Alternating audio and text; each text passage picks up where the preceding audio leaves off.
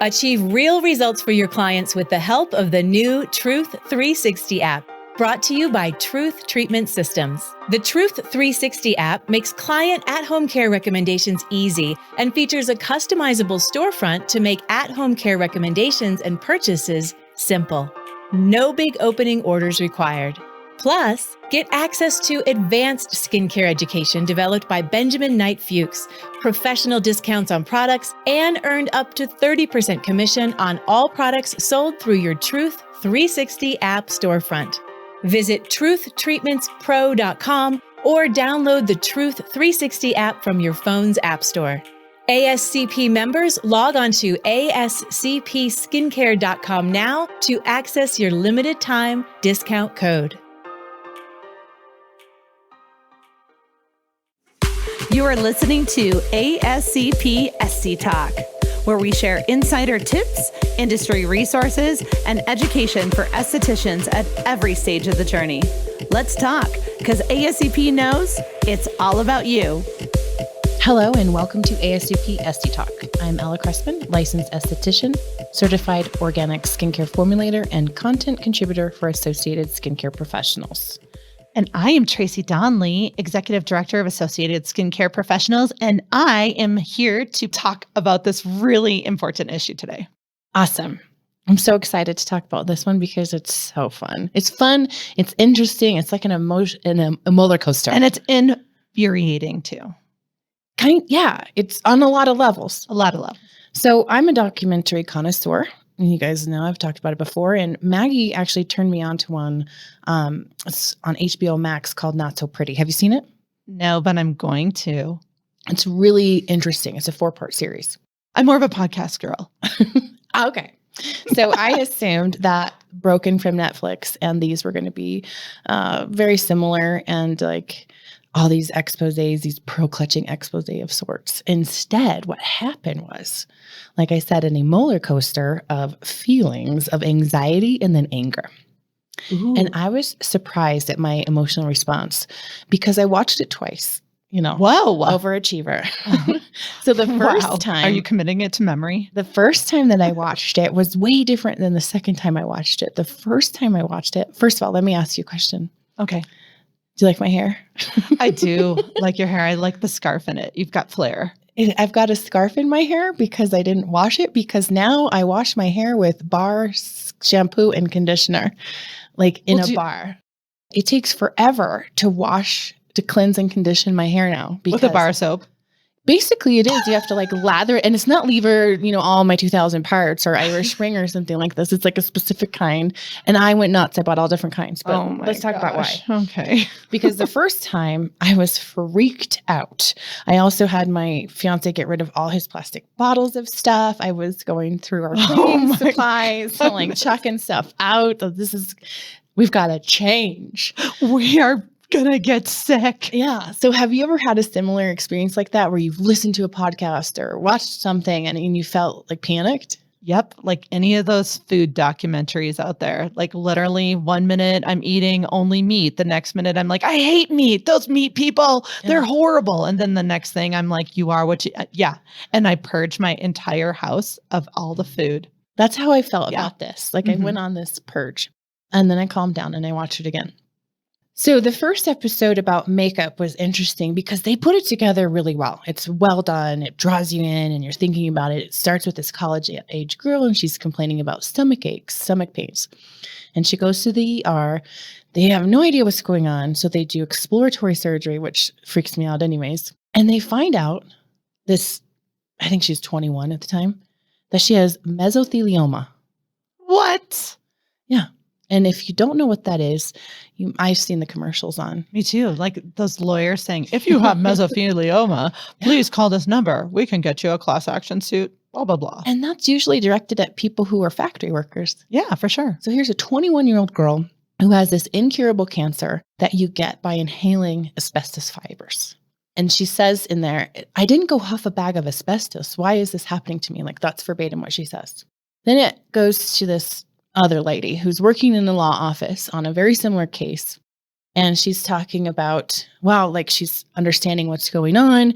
And she sees this. So out of just curiosity, she had just recently bought her daughter some makeup from Claire's. So she had just bought her this makeup, and she said, my daughter had a habit of blowing on the palette and making a colorful cloud. Oh my God, you are going to freak me out. Because remember, I have a 7-year-old daughter, and the stuff that she does with makeup is not really how you're supposed to use makeup. So she sends it off to one of these expert witnesses in the law case. Okay. And sure enough, it comes back positive for asbestos. I'm throwing up in my mouth right now. Yeah. Okay. It's freaky. I got chills just saying that out loud again. Because you know little Kennedy. Yes. I know. Yeah. It's troubling. It's real. It's so sick. Oh. And I have a niece, same thing, right? Oh. So this doctor that they sent it off to, he was he was a research geologist and micrologist. So those are important things. Okay. And that he had found this asbestos in the Sparkly Claire's box you sent me. That's what he said to her. I found this in the Sparkly Claire's box that you sent me. This is the freaky part. Why would they put asbestos in eyeshadow? What does it mean? Why? This is freaky. Okay. It's not like malicious. Like, today we're going to give everyone mesothelioma. Let's a little bit of this and a little bit of that. Let's throw in some strychnine for fun. It's not that. But what happens is talc and asbestos grow side by side. Oh, they grow side by side. Yeah, so I when knew there had to be mined, some kind of science. When they're mined and milled and such, they are not able to separate them. And they have them where you can see it in these certain microns, because he's a micrologist, remember? A geologist and a micrologist. Okay. So when you have a product that has talc in it, it's often contaminated with, at minimum, low levels of asbestos. Is this why they're always saying don't use products with talc in it? I thought because talc was, it was a difficult thing to put on your face. Like it was bad for your skin or what have you. But is it because of the fact that asbestos? Yes. Asbestos is a bad mojo. Bad. And it's everywhere. And they knew about it. The microscope this geologist and micrologist used was 1,000,000 times magnifying. That's how he could see it. But the industry used 500 times magnification. Oh my goodness. So freaky, right? Mm-hmm. And at the end of the episode, they have these do's and don'ts. But at this point, how you're feeling right now, like if you guys could see Tracy, like you're visibly upset. Your posture has changed. You're flushing in the face. I know. You're upset. I feel like I'm going to kick some booty. Yeah. So episode 2 is on nails. And it's basically, the long story short, is the overexposure of chemicals and the chemicals emitted during curing processes that are not on MSDS sheets, that are on MSDS sheets and that aren't. So in the nail salon, this was coming up from a lot of nail workers, nail technicians. Nail techs, yeah. Mm-hmm. Nail technicians who were falling ill. Breast cancers, lung cancers. Oh, I believe lymph cancers, like all these things were happening. Mm. And I know that they're pretty toxic when everybody knows they're toxic. And that's why they were of our industry, the beauty industry, they've been wearing masks for a long time because there's filings that are in the air. There's tons of particulates. Stuff. Yep. Mm-hmm. Then episode 3 is about skin. And this is where I started going, It talks about hormone disrupting ingredients in packaging, so phthalates and BPAs. So this to me was not new news. Where the other two was emotional and invoking. Well, you live the skin industry. Yeah, so you I live like, it. oh, yeah, Yeah. So they start out by talking about these EDCs, or these endocrine disrupting chemicals, and they're talking about how babies are born pre-polluted. And how this chemical part of this industry is $140 billion, annually, and really kind of winding you up for going, we don't trust them, Well, are they talking about what kind of brands are they talking about? Not professional brands. Oh, yes. Professional brands? It's just setting the tone for this, they're lumping it all together. Scared. Okay, yes, got it. So then it has a doctor who has even more authority, and they were trying to have, she and her husband were trying to have babies, but they couldn't, and found out the husband had. But maybe he's using Irish Spring soap. What they realized was that they had, they had all these potential toxins, including fragrance in their cleaning supplies. So this is not new. There's a book called Hormone Intelligence that talks about this hormone disruptors in your home that you're not aware of. Like, it could be in your curtains or in your couch or in fabric your softening. Yeah. in your fabric softener, in your Febreze spray, and all, even the doctor, like the healthy or the non-toxic cleaners are not always healthy or non-toxic. And that's because fragrance. So these things I was listening to and understanding, and basically they removed all these things, and the husband's swimmers started swimming. His sperm count went up. Yes. And they ended up getting pregnant, and they qualified it to this. Like, this was the problem. The one part of this that really freaked me out was the chemical leaching from the packaging into the product. So no matter how from like BPA bottles and things like that. Yes. So no matter how non-toxic things are, if it's packaged in crappy plastic, right, then it's going to become toxic. So BPA free, and BPA became a naughty word years ago. But there's so many other things, right, than just BPA. Well, guess what they replaced it with? What? BPAF.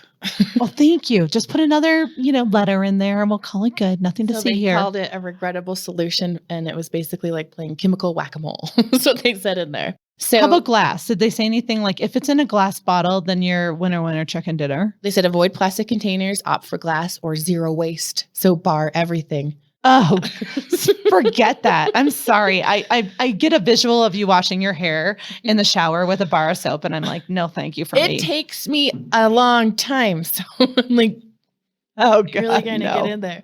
So here's the key for me. So if you guys want to get a piece of paper and a pen and write this down, because this is where I started to kind of turn my head a little, as I mentioned, wait a minute. Okay. Because the thing is, not all plastic is bad. No, all plastic is bad. So this is what you got to look for. Avoid plastics that on the bottom, on the bottom of your plastics, and it has a label that has a little triangle with arrows, and it has a 1, 2, 3, 4, whatever. Avoid plastics that are labeled and recycled 3, 6, and 7. Oh. Because those are more likely to leach.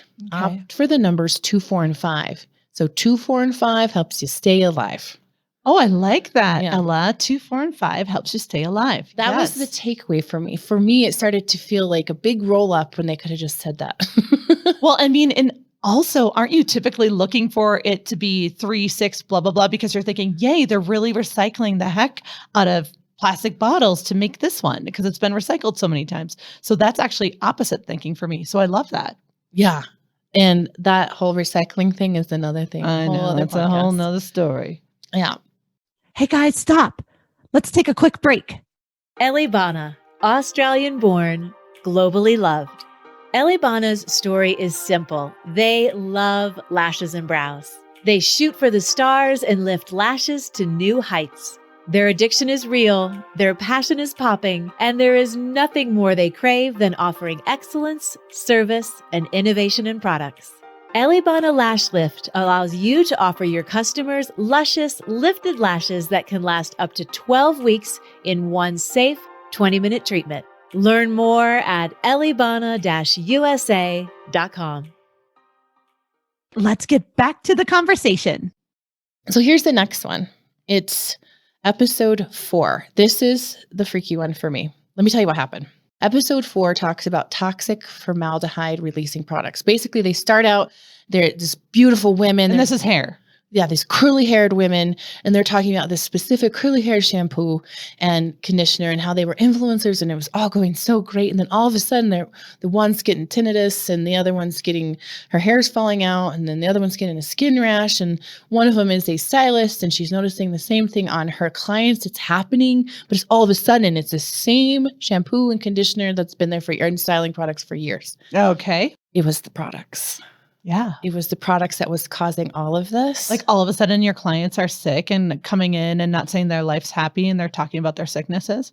And you. Oh, and me if I was a stylist. And you as a stylist. And then these other people as influencers. So here they're influencing and they're doing these YouTube videos and their hair's falling out. So this company, this specific company, they reach out to them and they're like, hey, something's wrong. Something's up. And they're like, no, it isn't. Nope. And then they hang up the phone. Yeah. There's still no answer for why, but I got to thinking about I moved last fall and I got to thinking about my hair has been really straw-like. And you've had some health problems too. So I'm freaking, my must ears be like are open. blowing up your brain.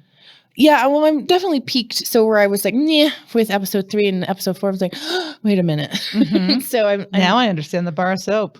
So I did Okay. go to bars of soap because I thought if their formula hadn't changed, if that was their standpoint and they stood firm in the fact, no, it's not doing it. You can't prove it. But there's this Facebook group. There's all these social media groups that say XX brand consequences of, or whatever it was. Like, we're united in our side effects. I don't remember the name. Okay. And I'm not going to put it in the show notes, but watch the show. Yeah. So watch the show and find out. But basically it was, how could that happen? And how could the brand not take accountability? So for them, rather than saying, we're going to look into it, which they did, they're like, we looked into it. Our formula is the same. Nothing's changed. But the thing is, especially now with supply chain issues, there's people cutting corners. Oh, sure. There's opportunity to cut corners for demand. And you're having to bob and weave. I mean, your clients want products. They want it back on their shelf. They want it now. And there's a supply issue. I mean, you're going to look for another source, right? Oh gosh, that is incredible. I'm thinking about how many brands are bobbing and weaving right now to be able to meet their demands. Yes. So I knew that there wasn't a real problem probably with natural ingredient bar soap for your skin, for your hair. So that's where I went.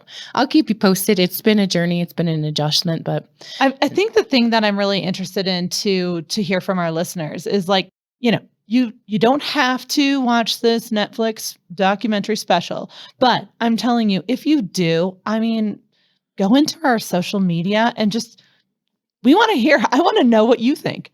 Like, I want to hear what our listeners think after hearing this and then listening to and watching that program. Don't you want to know, like, are they having the same reaction or are they more skeptical? I want to know what they're thinking too. I want to challenge you to watch it twice. Okay, I'm going to watch it twice. Because I want to say something else here too. Okay. I want to say that again, this in every episode they talk about this bills, the Safer Beauty Act and such, and the 4 different beauty ban the worst first, defend the health of women of color and salon workers, reveal fragrance and flavor ingredients, and ensure supply chain transparency, which I feel are all important. I need to say, I feel they're all important. But read the details of the bill. But read the filibusters or Klingons or whatever. But it also felt to me like this was may have been a promo or a sponsored program. Not to say that these aren't real concerns and that these should be addressed. It's the presentation of them. And it really opened my eyes in episode 3 in the presentation of it. Evangelized. Because I know that part of things really well. So I got to see how they were hyping it up and really playing on the heartstrings and the emotions. And I knew that I had just been on the roller coaster in the previous 2 episodes. Right. And so I did think about that. So read it, watch them twice. The other thing that it's important to do is not to be fear mongering, right? Right. I mean, I think that's the key. It's like, you should always take everything in stride. I mean, figure out where the message is coming from. And then this doesn't mean like run around like the sky is falling, but it's part of the education process. So I don't think that there's a negative side per se, as long as you keep it in perspective. And speaking of the education process, be aware. Yes. Be aware that your consumers are watching these things. And they don't have all the information. And you may have a lot more information. I'm sure you do, especially as on the skincare side, right? So being aware of that and understanding, goes back into partnering with brands that you trust, right? Yeah. So partnering with brands that you trust is so important so that you can ask these questions. They can be transparent with you. Or about, trust their ingredients and why is this in there? And also when you're looking at an ingredient deck, don't always jump to conclusions because there's some things in there that would be like an ethyl per se. You and I talked about this the other day, an ethyl, but it's not like an ethyl paraben. So asking the questions and not jumping to the conclusion of this is bad, this is horrible, or silicone. Silicone is not always bad. Right. So anyways, great point though. Very good point. Yeah. So like calm down a minute before you go into action. Don't do what I did, which is like completely throw purge out your house. Yeah. My fiance's like, And your trash man's super like, stinky, yes, like fragrance filled body wash. I'm like, this is out. You're getting a bar of soap and it's going to be all natural. You're like, oh, 2 days later, you're like, oh, that's what all natural is. No, thank you. So no, he's fine. Just kidding. So do you have any final thoughts on this? I mean, yeah, actually, thanks for being on the emotional roller coaster with me, listeners, because I was on it. I was really hyped up. I do really feel like this is still a great topic, and it has opened my eyes. I'm going to watch it, not once, but I'm going to watch it twice. I do want to hear from other listeners, in our Instagram. I do want to check out the different bills that you're speaking of that they're putting in bringing to the forefront. And I do think that having a voice is really important. I think sometimes we get very like, that's just the way it is. And I just go through my life and I go, boop, boop, doop, boop, doop. But once in a while, it's a good idea to have a check-in. And I would even say we've talked so much about, oh, it's time to look at your treatment menu. And once a year we do this and once a year we do that. Maybe this is another thing that we put on our annual to-do list of let's go back and make sure we're looking at all the labels of all the products that we're putting on our retail and see if anything's changed and ask questions. And even if it's once a year, then that's probably a lot more than we're doing regularly. Yeah, anyhow. we're learning every year. Yeah. Now, listeners, we really want to hear from you. What are your thoughts on the not so pretty side of our industry? What is your level of concern? Do you feel these fears are valid, or is this documentary series more fear-mongering? Let us know by reaching out on our social media platforms, especially Instagram and Facebook, or by emailing getconnected@ascpskincare.com. We want to know all the details and we want to know your thoughts. In the meantime, thank you for listening to ASCP Esty Talk. For more information on this episode or for ways to connect with Maggie or myself or to learn more about ASCP, check out the show notes and stay tuned for the next episode of ASCP Esty Talk. Thanks for joining us today. If you like what you hear and you want more, subscribe. If you want to belong to the only all-inclusive association for estheticians that includes professional liability insurance, education, industry insights, and an opportunity to spotlight your 6 skills, join at ascpskincare.com. Only $259 per year for all this goodness. ASCP knows it's all about you.